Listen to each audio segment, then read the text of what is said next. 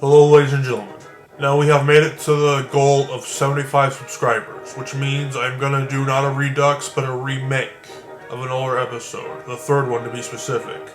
Smash Issues. But it has a different name this time around. I'll tell you what the difference is between the redux and the remake in a second. But if you've been watching a lot of modern BBMs, you'll know that I'm dwelling a lot on the crappiness of older videos of mine. The formula has changed greatly, and I'm still looking for ways it can improve even more. Like, it's not even funny how much better the newer episodes are than the older episodes. I wasn't even trying back then. But you guys already know this, because I say it all the time. So we are once again going back to an older topic to try and improve on it. However, it's going to be a little bit different this time around. I've done reduxes of the Bible episode and Outer Space and stuff like that, but those are not remakes. I've been taking the same topic but adding new ideas to it.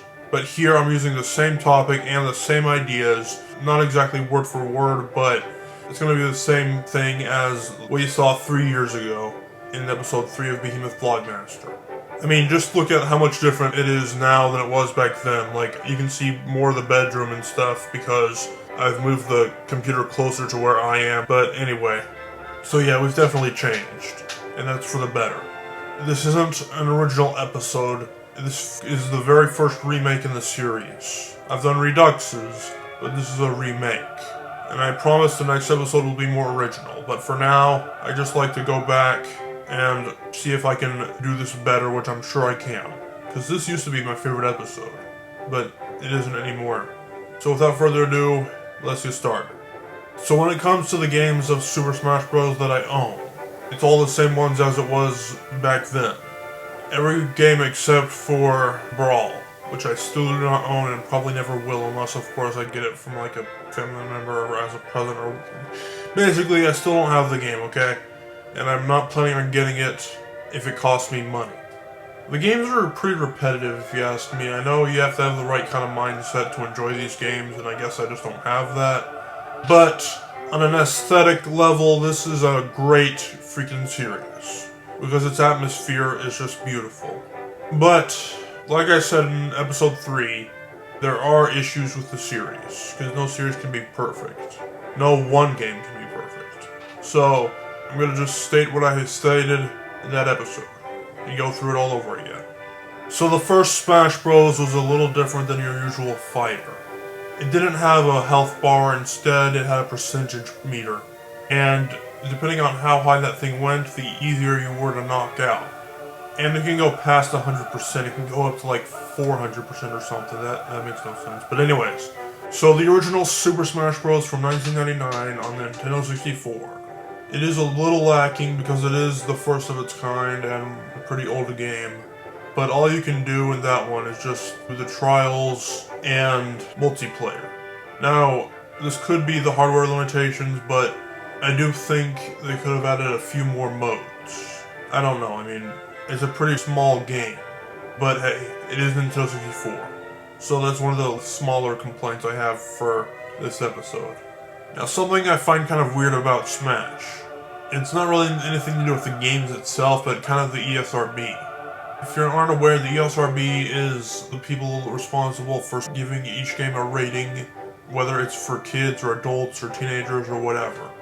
And you know, they're not perfect. Just like movies, they have their issues, and it has changed since like the 80s, except the 80s didn't have the video game ratings, they only had movie ratings, but that's not the point. Basically, the first Smash Bros. Was rated E. That's it. And then Melee came around and they rated it T for Teen. So that's a huge leap. That's like 2 ratings there out of the 5 that there are. Well, technically there's 8. Well, there was 8, but one of them went away because it used to just be a clone of E for everyone. But you know what? I'm just blubbering my ass off right now. Let's get back on track. There's about E for everyone, E to and up, T for teen, M for mature, and AO for adults only. Those are the main ones, and a few other ones that aren't as important.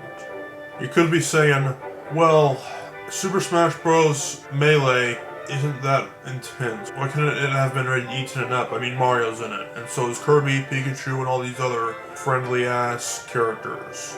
Well, guys, here's the thing, though. E and up was not a thing in 2001. Their options were either T for teen or E for everyone. So honestly, it could have been either way. In fact, it probably would make sense to just rate it T for teen anyway. The only thing I find weird here is that Brawl was rated T for teen as well. Now, Eaten It Up became a thing in 2005 if I remember correctly, and Brawl came out in 2008, so why couldn't that one have been Eaten It Up? In fact, just to make my point more valid, the other two Smash Bros, the 4 Wii U one and Ultimate, were rated Eaten It Up like they should be. So I don't know what they were thinking with Brawl. They kind of slacked off on that one, I guess. They kind of went under their radar. I don't know, maybe there were some intense moments in that game. I haven't played it myself. I only saw some older kids from a summer care play it on the Nintendo Wii, so yeah, I don't know. Now, another issue we have, which also is not really the game's fault, but rather the title of the games. It all started with Super Smash Bros., which is a take on Super Mario Bros., if you're dumb and you haven't figured it out by now. And then it happened. They started to name their games after synonyms for the word fight. A synonym is a word that means the same thing as another word. So it was Melee and then it was Brawl. The first two sequels were like that. And I'm sure you guys, if you're a fan of Smash Bros., were wondering what they were going to do for the Wii U one, which was also ported to the 3DS. The name that they picked for the Wii U and 3DS one would have been Super Smash Bros. For Wii U and Super Smash Bros. For Nintendo 3DS. That was not a good move. Like, you couldn't have called it another synonym. I'm sure you can use a thesaurus to search for more synonyms. There's really no excuse to call it this, especially if you're going to port it to another console than just the Wii U. Like, if it was just on the Wii U, that would be a bit more forgiving, but because it's on the 3DS as well, you can call it a synonym, and it can be the same for both consoles, you know what I mean? And then Ultimate came around, which is a bit more excusable. Ultimate is not really a synonym for fight, but it still works. I just don't know what the 6th Smash will be called. But we'll get there when we get there. Alright, now it's time to start getting on to actual complaints that I have. And just in case you feel like I'm just repeating myself too much to the original episode and you enjoyed it the way it was, I will add a new idea in with the mix. But in Super Smash Bros. Ultimate, well, I did say it did confuse me a bit. The main campaign, or whatever it's called, there's a bunch of campaigns, but that's not the point. What I have to complain about, that I didn't complain about back then, is Ultimate, the newest one, starts you off with 10 characters. You gotta unlock a bunch of them throughout the main campaign, which is fine, I have nothing wrong with that. But why start you out with just 10? That's not much. I mean, I know it's gonna be like up to 8 players, and 10 is more than 8, but maybe they should have done like 20 or something. Like, when you played the original Melee for the GameCube, how many characters did it start you off with? I could have sworn it was more than 10, it was like at least 15 or something, I don't know. But the point is, this is a minor complaint, but 10 characters, really now? Well, anyway, if you remember the commercials and the trailers for Super Smash Bros. Ultimate, everyone is here. They're adding every character from the previous 4 games, plus some new ones. Because, you know, every Smash Bros. Is supposed to take new ideas from newer games and new IPs and just mix them together. That's what it's about. That's cool that every single character is here, except there's one character that I do not like. And I know that this is just a me problem, but hear me out. In Super Smash Bros. Brawl, I think it was, but I'm not sure, they added a character that was from an old NES game. They added the dog from Duck Hunt, which on paper might sound like a fine idea and there's nothing wrong with that, except the dog doesn't have an actual name. Oops. Like, maybe it did and it was just in the manual or something, but I'm pretty sure the dog from Duck Hunt does not have a name. So what do? They call it Duck Hunt. You're crapping me. You might as well should not include it at all. You really could not come up with a better name than that? Come on, people. Before Ultimate had come out, I was kind of hoping they would remove Duck Hunt, but like I just said, everyone is here. So, it's gonna have Duck Hunt. And it does. But that dog is dumb as hell. Remove that crap. In Super Smash Bros. 6, please. It does not make sense to call a dog a duck. Well, anyway, moving on. Alright, we're on our last thing for today. In Super Smash Bros. Brawl and for Wii U, they added a new mode called Masterpieces, which allows you to play the original games where the fighters came from. Which on paper is a wonderful idea, however, it's a little messed up. They don't want you to play the whole entire game that these fighters originated from. Instead, they only want you to play a small portion of it. Which makes sense. If they wanted you to play the games, you would go buy them. Even if they are old games, they might still be making a profit from it. However though, the way they did it, at least in the Wii U version, I don't know if they did it in Brawl or not, and it could even be an Ultimate, but I'm not sure. But from what I'm familiar with in Super Smash Bros. For Wii U, there's a time limit on how long you get to play the games for.